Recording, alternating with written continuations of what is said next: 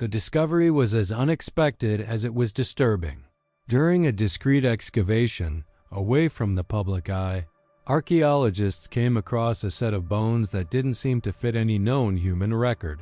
At first glance, many thought they were simply deformed remains, perhaps the result of diseases or genetic accidents from the past.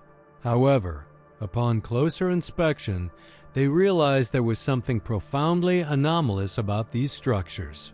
The bones were longer, denser, and had a shape that vaguely resembled the presence of additional limbs, as if nature had dared to create something beyond what is known in the average human body. The news quickly spread among the researchers involved, but curiously, it didn't gain immediate media coverage. There was apprehension, a hesitation in revealing to the world a discovery that could generate both fascination and fear. After all, this wasn't an ordinary mummy, nor an indigenous skeleton, nor animal fossils.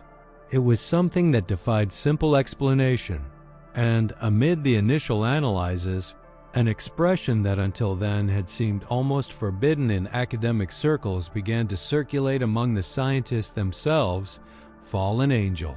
This idea, which initially might have been seen as a mere metaphor, was fueled by the visual impact of the skeleton.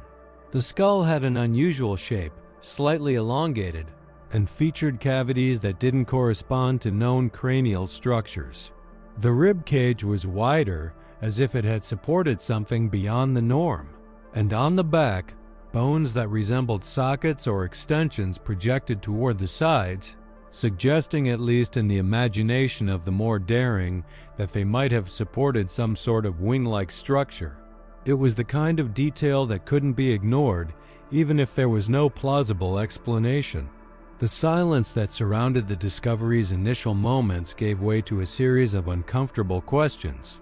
Were the bones merely the result of a rare biological anomaly, a unique case lost in the history of evolution? Or were we facing concrete proof that ancient myths and legends had a basis in reality? With each new observation, unease grew, and the researchers themselves began torn between scientific skepticism and the suspicion that they had discovered something beyond human comprehension. Most intriguing, however, was the collective feeling that the bones shouldn't be there, as if they had been buried purposefully, hidden from the world. The location where they were found didn't correspond to a cemetery, nor to a previously cataloged archaeological site. It was an inhospitable, almost forgotten terrain that seemed to hold secrets buried for millennia. Why exactly there? Who had placed the body there? And most importantly, what was the significance of that silent presence that seemed to carry a weight greater than mere bones? This was just the surface of a mystery that, when investigated further, would reveal something even more disturbing. When experts decided to perform imaging tests on the bones, they were unprepared for what they would see. What the penetrating rays of the X-rays revealed would defy logic and leave even the most skeptical speechless. The bones were found under circumstances that, in themselves, raised suspicions. The site was not a previously mapped archaeological site, nor was it part of an official excavation publicly disclosed. It was an isolated, mountainous region where only smaller research teams typically ventured in search of pottery fragments, fossils, or evidence of ancient communities forgotten by time. However, on that particular expedition, something seemed to guide the researchers' steps to a precise point, as if the terrain held a hidden truth waiting to be revealed. The group had been working for days in a rocky area marked by crevices and narrow caves. The uneven ground made it difficult to move equipment, and many were already wondering if it was worth continuing. It was while cleaning a small opening that one of the archaeologists noticed something unusual: white bones emerging from between blocks of dark stone. At first, everyone assumed it was just an animal, perhaps the remains of some creature trapped there for centuries. But as they dug carefully, they realized the structure had proportions very close to human and yet strangely different. The position in which the bones were buried was even more intriguing. It didn't appear to be a ceremonial burial, as seen in ancient cultures, but neither was it a natural accident. The body appeared to have been placed there in a hurry, compressed between layers of rock and earth, as if someone had intended to hide it. There were no funerary objects, utensils, or ornaments that might indicate a cultural context. Only the dry silence of the stone and the unsettling presence of the bones. They reported the discovery to their superiors, but the instructions were clear: maintain absolute secrecy. No information was to leak until a more solid preliminary analysis was available. This extreme caution further fueled speculation within the team. Some believed they were facing an unprecedented find. Others, more cautious, feared it was merely a biological anomaly that would ultimately dash all expectations. The atmosphere, however, was one of constant tension, as the feeling that something extraordinary had been discovered hung in the air like an invisible fog.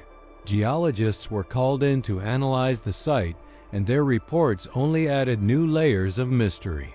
The site bore signs of ancient seismic activity, as if natural cracks had been used to conceal the body. Furthermore, sediment samples pointed to an age difficult to pinpoint, but clearly far greater than expected for human remains preserved in such conditions. It was as if the remains had traversed eons only to reappear just as the world was ready to confront their presence. What was even more intriguing was the lack of previous records about the region. Historical documents made no mention of civilizations there, nor of sacrificial rituals or funerary practices.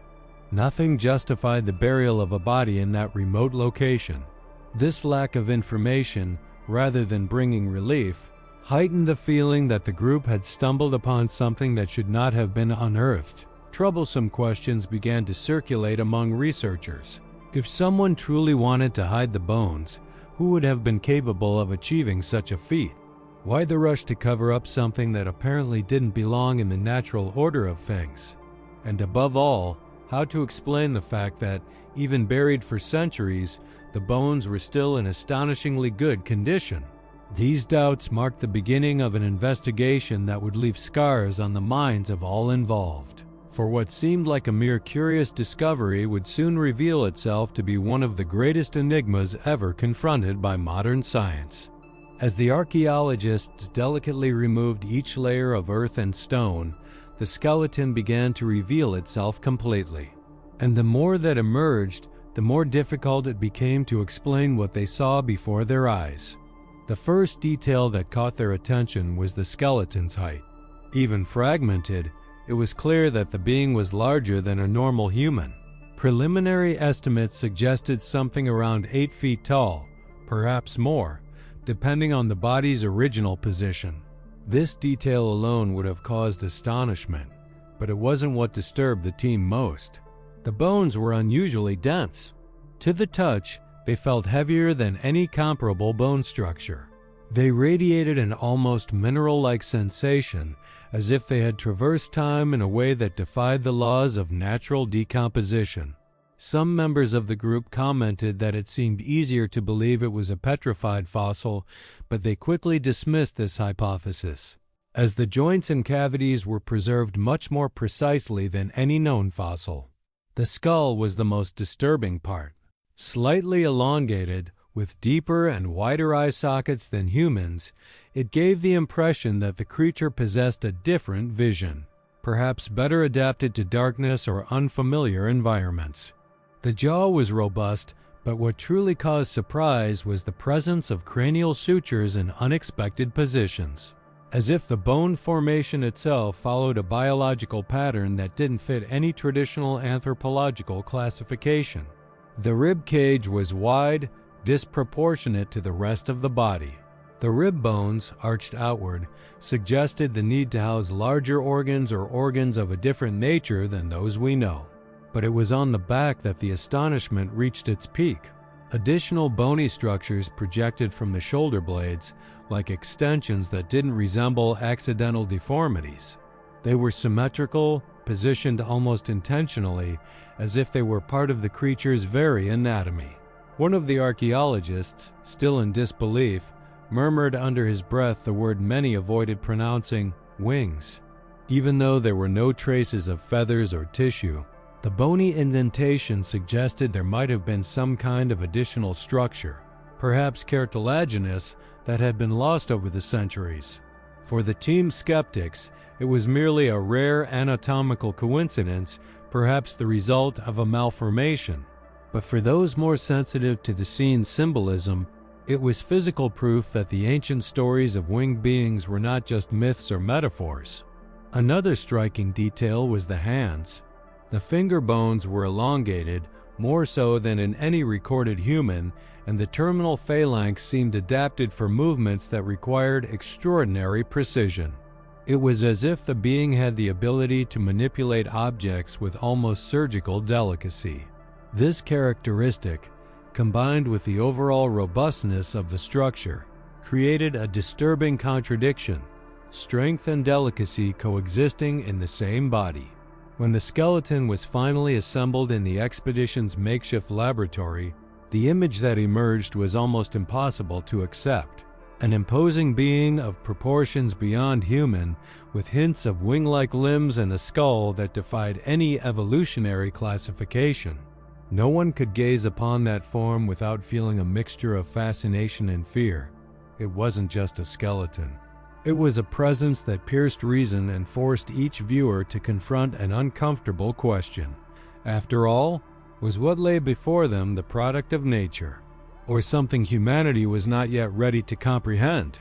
The moment the skeleton was first assembled in a controlled space will forever be etched in the memory of those present. There were no screams, no loud protests. Silence filled the room, as if every gaze desperately sought an explanation that was unavailable.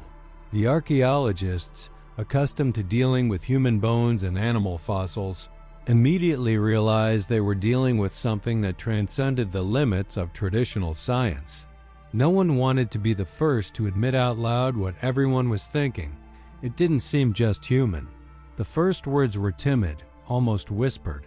"It must just be a genetic anomaly," one team member ventured, trying to salvage a thread of rationality. Another promptly responded, "Then explain the symmetrical structures in the scapulae. That's not a malformation, it's an anatomical pattern." The tension between skepticism and fascination grew with each exchange of glances. It was as if an invisible wall separated those seeking strictly scientific answers from those beginning to admit the possibility of something beyond the human. The team coordinator, a man with a solid career and averse to mystical interpretations, took the floor to try to calm the tension. He reminded everyone that archaeology requires prudence, that the history of science is replete with discoveries initially misinterpreted, and that it would be unwise to resort to supernatural explanations. Still, even he couldn't hide his discomfort. His fixed gaze on the elongated skull and the protuberances on the back betrayed a doubt he preferred to silence. Some of the younger people present couldn't hide their excitement. They muttered among themselves about the similarity of the bones to descriptions found in ancient books, mythologies, and even religious texts. One mentioned the Book of Enoch, another recalled passages from Sumerian traditions that spoke of hybrid beings descending from the heavens. Although these were merely memory associations, they created an unsettling backdrop for the analysis that would follow. But there was also fear. The idea of being confronted with something that could shake scientific and religious convictions carried a heavy psychological weight. What to do with the discovery that, if revealed to the public, could be ridiculed as a fraud or worse, generate panic and uncontrollable speculation? The group began to feel they were dealing not just with bones, but with a secret that perhaps should never have been unearthed. The decision was unanimous. Before any release, the skeleton would need to undergo detailed imaging tests. X-rays would reveal the internal structure and allow them to determine whether it was truly an anomaly or whether it concealed a coherent biological pattern. The coordinator insisted that nothing be said outside the immediate research circle. However, amidst glances and behind-the-scenes conversations, a phrase began to circulate, initially said jokingly, but soon becoming the only possible description: the fallen angel. This nickname, forbidden in official reports, echoed silently in the team's nighttime conversations. It wasn't a scientific conclusion, nor a categorical statement, but a reflection of collective unease. Everyone felt they were facing something that didn't fit into any known category. And even before the radiographic analysis, the skeleton had already fulfilled its most disturbing role, making everyone question the limits of what is human, what is real, and what is still hidden from our understanding. Preparation for the radiographic analysis was carried out with extreme care. The bones, though surprisingly well preserved, were fragile in some joints, and any error could compromise crucial aspects of the investigation. The equipment was brought from a partner laboratory and installed on an emergency basis. When the machine was positioned in front of the assembled skeleton, the atmosphere became dense, as if everyone present was holding their breath. There was a collective sense that, from that moment on, there would be no more room for vague speculation. The radiograph would reveal a stark truth, one that no one could deny. The first burst of rays passed through the elongated skull. Images began to form on the screen, revealing internal details that left the technicians motionless.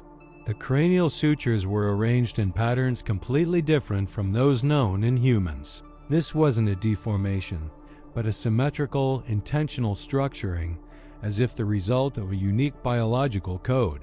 Furthermore, small additional cavities were detected at the base of the skull, suggesting the existence of unknown organs or tissues that could have performed functions different from those we know. When the analysis moved on to the rib cage, the astonishment was even greater.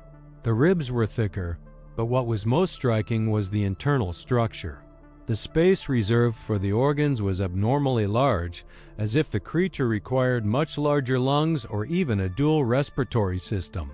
Some experts have hypothesized that it could have breathed in extreme conditions, perhaps at altitudes impossible for humans or even in environments with rarefied oxygen.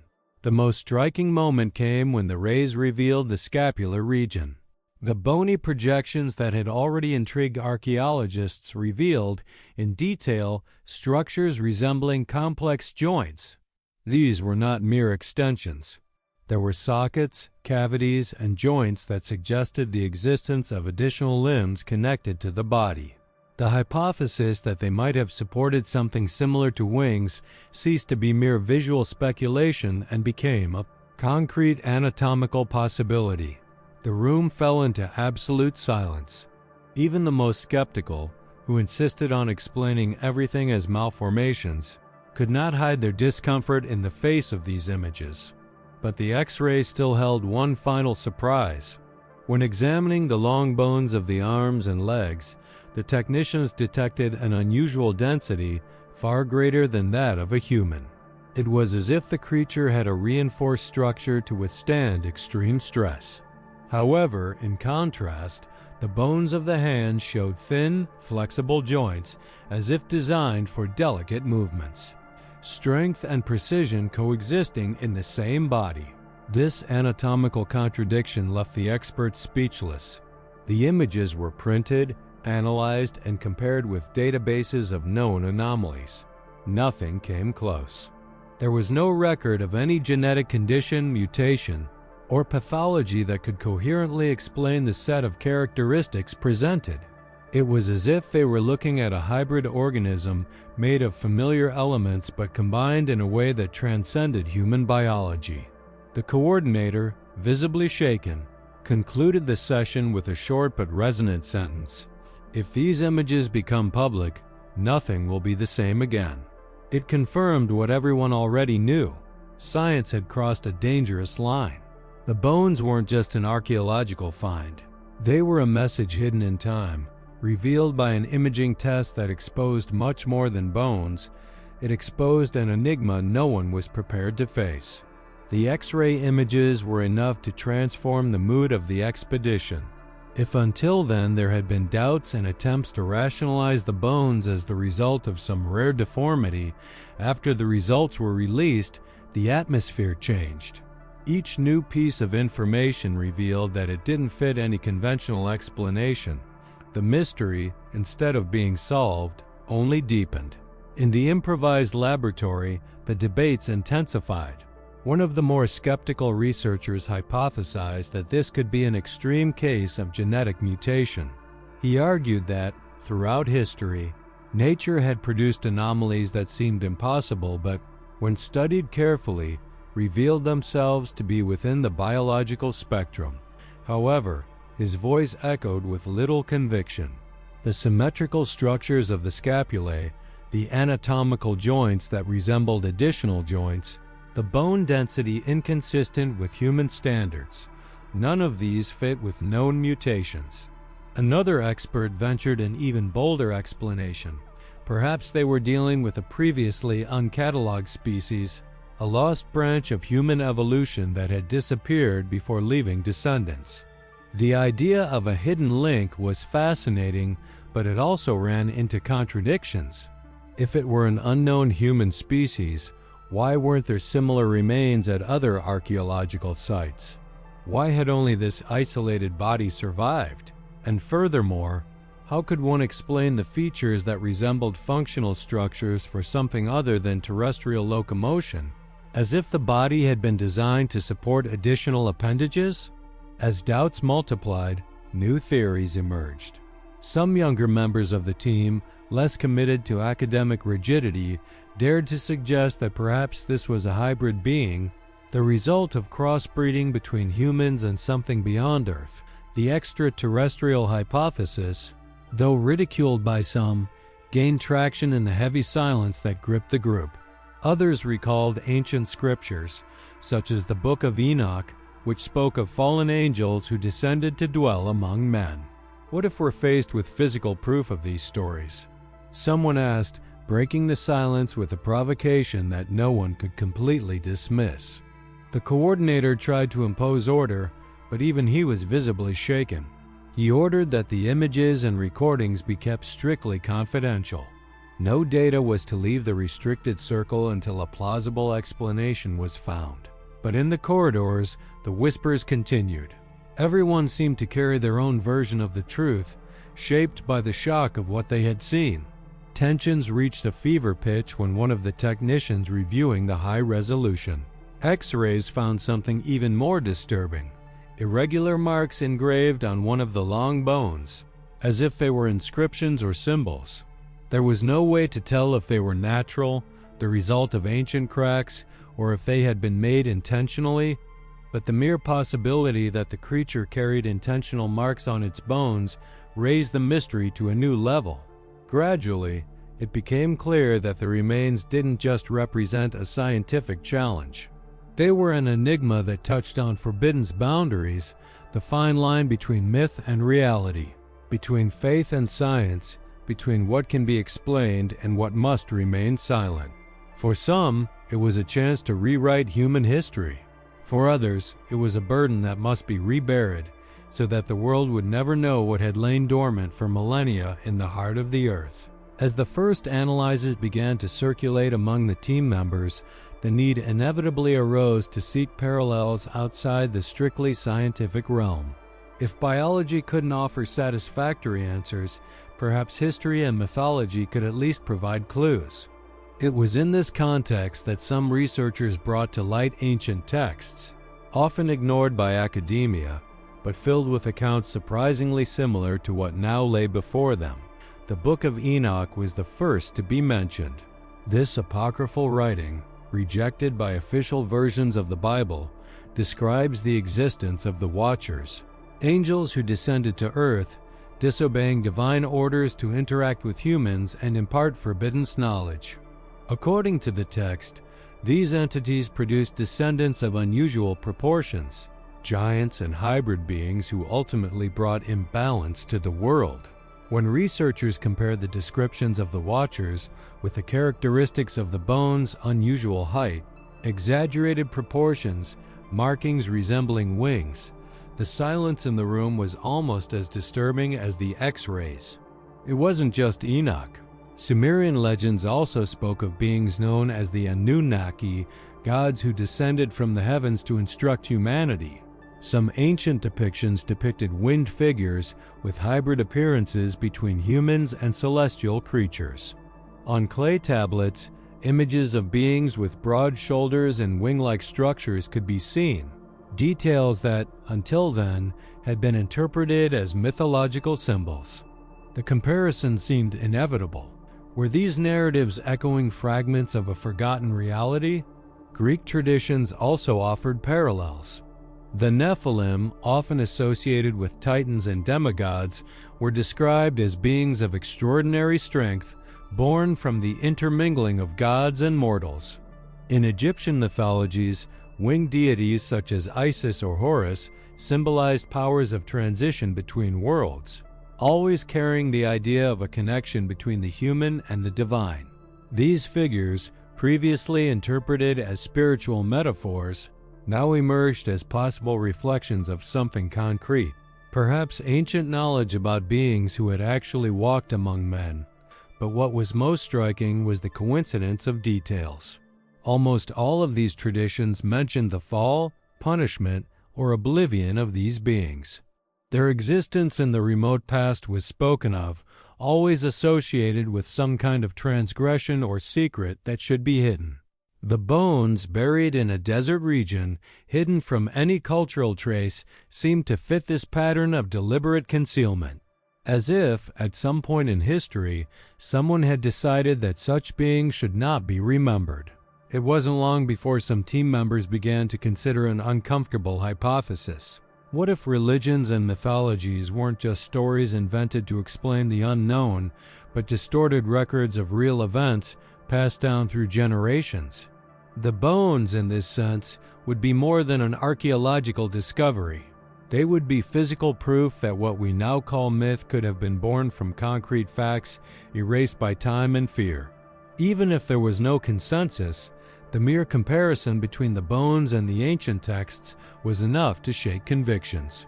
Science and faith, always placed on opposing sides, now found themselves faced with the same question: who or what had left those remains in the heart of the earth? As news of the bones spread in restricted circles, a new layer of distrust emerged among researchers. It wasn't just the scientific shock or the connections to ancient texts that disturbed them. The real fear stemmed from the feeling that the discovery couldn't remain solely in the team's hands. If it were released, it would inevitably spark the interest of powerful institutions, and not all of them would be willing to allow the truth to come to light. It was in behind-the-scenes conversations that the first speculations arose. One of the archaeologists commented, in a grave tone, that the Vatican kept secret archives containing records of fallen angels and hybrid creatures. These documents were inaccessible to the public, kept under lock and key in the Apostolic Library, where only a select few scholars were allowed access. If this truly was a fallen angel, it was plausible to imagine that the Church would have a deep interest in controlling the narrative. After all, physical evidence could shake centuries of theology and open irreparable fissures in the beliefs of millions of believers. But it wasn't just the Vatican that was suspected. The discovery's military nature also began to be speculated. Some believed that governments might appropriate the remains not for religious reasons, but for strategic reasons. The unusual density of the bones, the suggestion of additional structures resembling wings or unknown limbs, could become study objects for genetic engineering, biotechnology, or even defense programs. The fear was that the body would be hijacked by hidden interests, diverted from science and history to become another piece of secret experiments. Conspiracy theories abounded. Some argued that this wasn't the first skeleton found, but just one of many that over time had been discovered and immediately silenced. Stories of missing finds in remote caves, rumors of hushed excavations in deserts, and even reports of archaeologists who mysteriously disappeared after announcing similar discoveries began to circulate among the team members. Whether they were coincidences or not was of little importance. The atmosphere was one of absolute distrust. Some members of the group began to notice strange movements around the camp. Unidentified vehicles, drones flying overhead at unusual times intercepted communications. Perhaps it was just paranoia fueled by the magnitude of the find, but the feeling of surveillance was becoming increasingly difficult to ignore. Someone more powerful seemed to already be aware of what was happening. Amidst so much speculation, one certainty began to take hold. The remains carried a weight greater than bones and X-rays. They were a symbol, a key capable of opening doors many preferred to keep closed. If they truly represented material proof of a fallen angel or an unknown species, their existence threatened official narratives, religious, scientific, and political. The dilemma then ceased to be merely scientific. It became ethical and existential. Should the researchers reveal to the world what they had found, even at the risk of disappearing along with their evidence? Or would it be better to bury that secret again, preserving the bones in the same silence in which they were found? The following days were filled with increasing tension. Each team member bore the burden of knowing they were facing something that could forever change human history. But the real shock was yet to come. Until then, X-rays had revealed unexplained anatomical anomalies, suggesting the being was not simply human. However, a new analysis, performed on long bones carefully removed from the skeleton, brought the most disturbing revelation of all. When the femur was subjected to high-resolution scans, technicians detected marks that could not be mistaken for simple fractures or natural cracks. Etched into the bone surface at specific points were lines and symbols arranged in repetitive patterns. They were deep marks, as if they had been made on purpose, carved with some unknown instrument. The silence that filled the room the moment the image appeared was absolute. This wasn't just an anomalous bone. It seemed to carry a message.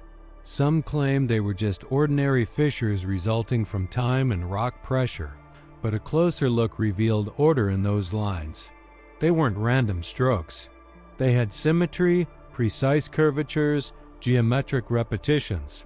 An archaeologist, an expert in ancient languages, approached the canvas and murmured, almost inaudibly, "This looks like writing." The discovery fell like a bombshell among those present. If those marks were indeed intentional, it meant the being not only existed but also possessed some level of consciousness or culture capable of producing symbols. What's more, if they were inscriptions made by others, then the body had been used as a support to carry a message, perhaps even as part of a ritual. Neither hypothesis offered comfort. It was at this moment that the nickname Fallen Angel ceased to be a joke in the corridors and began to be pronounced in a serious, almost reverent tone. Connections to the Book of Enoch and other ancient traditions became inescapable. The accounts spoke of beings who taught forbidden secrets to mankind, carving symbols into stones and bodies that were not to be passed on. And there, before them, bones with indecipherable markings confirmed that the narrative might have some truth to it. The coordinator tried to control the situation, but his authority no longer held the same weight. Some advocated immediately handing everything over to international institutions, so that linguists and experts could decipher the markings. Others, more cautious, insisted that it should be kept secret, as revealing symbols of unknown origin could have unpredictable consequences. The discussion nearly escalated into a physical confrontation. Such was the tension in the air. Amidst the confusion, a silent truth emerged. The skeleton was not just an archaeological piece. It was a deliberate enigma, a capsule of information that had traversed millennia to emerge at a time when humanity was not yet ready to face its own secrets.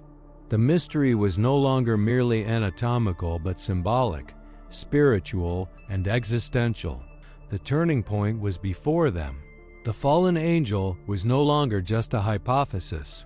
It was a presence that spoke through the bones, as if carrying with it the memory of a past someone had tried to erase and which now, inevitably, had returned. The laboratory was no longer just a space for scientific analysis. It had become a silent temple, where every glance carried more questions than answers. The skeleton remained there, motionless, but its presence seemed alive, as if emitting an invisible force capable of disturbing even the most skeptical hearts. The symbols engraved on the bones, still indecipherable, hovered over the team like a veiled warning. No one knew what they meant, but everyone sensed they were no ordinary markings. It was as if the body was not only the record of an existence, but also the bearer of a message destined to span the centuries. At that point, the team was torn between fear and fascination. Some believed the discovery should be immediately reburied, erased from history to avoid unforeseen consequences.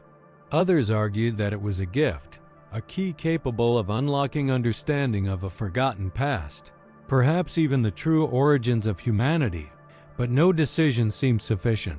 Any path they chose would carry risks. Revealing meant challenging powers that would not accept having their narratives shaken. Concealing meant betraying the very truth they had sworn to seek.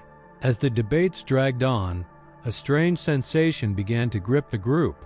It wasn't just the weight of the moral dilemma. It was something deeper, almost spiritual.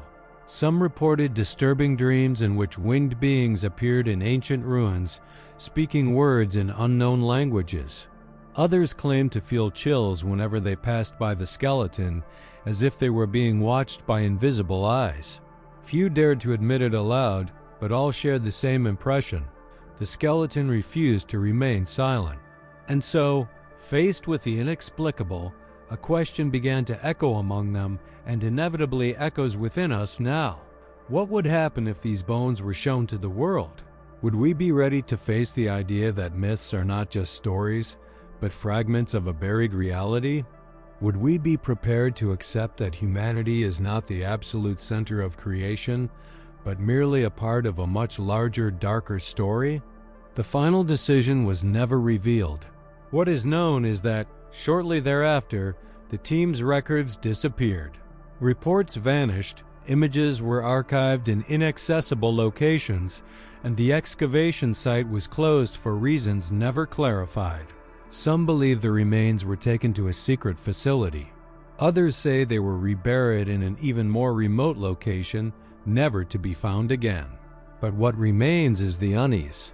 Because if a single body was found, how many more could be hidden underground, waiting to emerge? How many secrets lie silently hidden for centuries, waiting for someone to dare unearth them? We may never have the answer. Perhaps it's for the best. But in the face of mystery, one truth remains. The skeleton of a fallen angel reminds us that human history may not be just what books have taught us. It may carry erased chapters, written in bones, symbols, and silences chapters that, when revealed, have the power to change everything. And now, the only question that remains is, do you believe that these bones belong to a fallen angel? Or do you prefer to believe that it was just another inexplicable mistake of nature?